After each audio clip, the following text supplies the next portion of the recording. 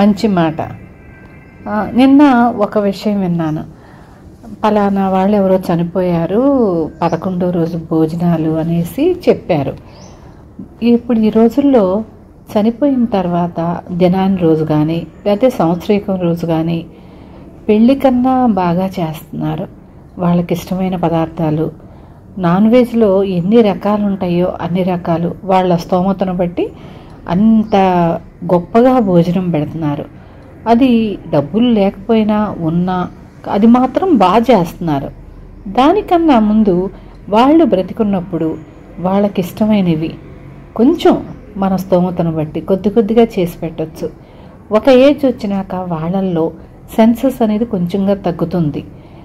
దానివల్ల వాళ్ళు విసుక్కోవటం, పదే పదే అడగటం, ఆరాలు తీయటం ఇలా చేస్తారు పెద్దవాళ్ళు. మనం కూడా రేపు అదే స్టేజీలోకి వస్తాం కదా. కొంచెం ఓర్పుగా, అంటే పూర్తిగా ఓర్పుగా అని నేను చెప్పను, ఎందుకంటే కొంతమంది బాగా విసిగిస్తారు కూడాను.